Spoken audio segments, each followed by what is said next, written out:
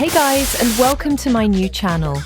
I created this space to share true scary Reddit stories and other creepy tales. I don't know if this channel will go viral or not, but I decided to give it a try and create some fun content for you. If you're listening right now, please don't forget to subscribe. It really means a lot, and I'll always appreciate my very first supporters. So today, I've picked out 2 of the best scary Reddit stories for you. I searched a lot to find them, and I hope you enjoy. All right, let's begin. My dad made a deal with God, and God held true to it. I'm not sure if this is the appropriate subreddit, but it's my family's truth. My dad was diagnosed with brain tumours at age 15. He was constantly told his days were numbered and he would die young. In fact, my mum was told marrying him was foolish, and my grandparents bought his grave plot when he was 18 with his college tuition savings.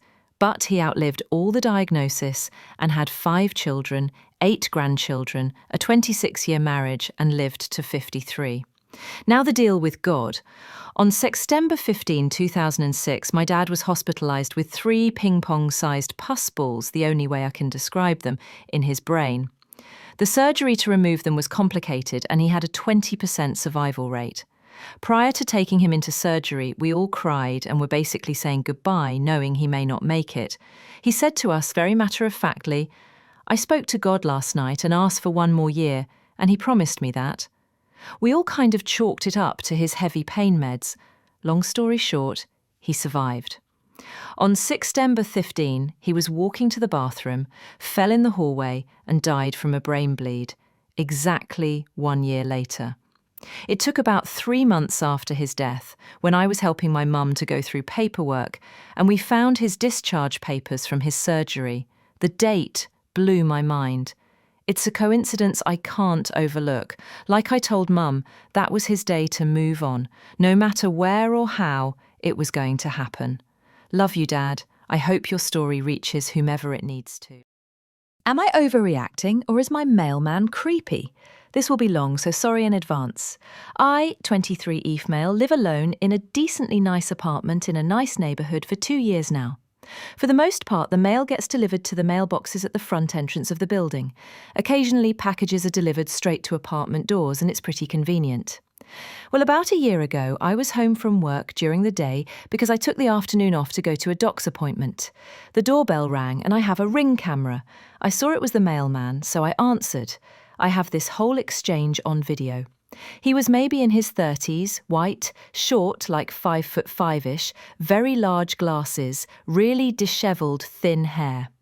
I opened the door, smiled and said, "Thanks so much," and went to take the package.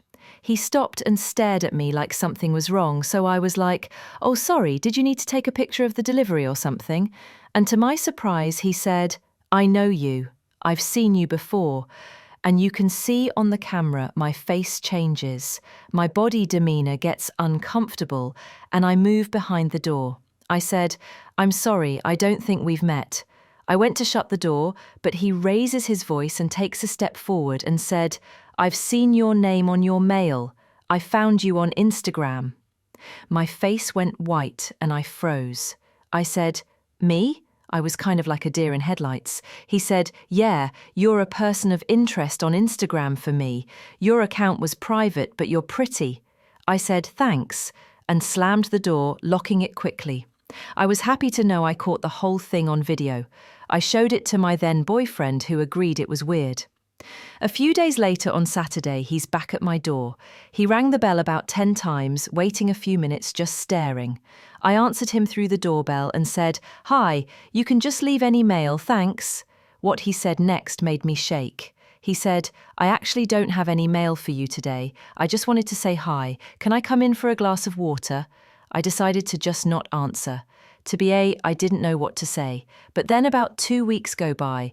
My then boyfriend stayed the night and slept in. I left early for work. I get a call around 10:30 from my boyfriend. I won't believe what just happened, and to check the camera. I do. The mailman came. He rang the bell a few times and my boyfriend answered the door. The mailman took a step back and my boyfriend stood for a moment and they stared at each other. He realised the mailman didn't have anything in his hands. He said, "Can I help you?" And the mailman said, "Where's the small girl who lives here?" I'm pretty petite, I'm slightly under 5 feet, 100 pounds. My boyfriend was stunned and said, I live here too. From now on, leave our packages downstairs, and slammed the door. I was really happy he said that because, truthfully, he didn't live with me full-time, maybe 2 nights a week. It seemed to work. I didn't see the mailman again at all, actually. My then boyfriend and I broke up a few months ago. I completely forgot about the mailman until today. I was entering my building, where he was exiting at the same time I was entering. He stared at me and I went to walk by. He turned to walk after me and said, Hey, I haven't seen that guy in a while. Who used to live with you? Did he move out? I panicked and walked faster, grabbing my keys, but I lied and said, Oh, he's around. And as I entered quickly, I said, Hey, honey, I'm home, and slammed it fast. I don't know why I lied, but something told me to make it clear I wasn't alone. Am I being dramatic or mean? Or is he creepy? So that's it for today, guys. I know this video is a bit short, but editing these videos takes me quite some time. I just made this one to test things out and see what happens. If you enjoy this type of content, let me know in the comments and support me so I can create more videos for you.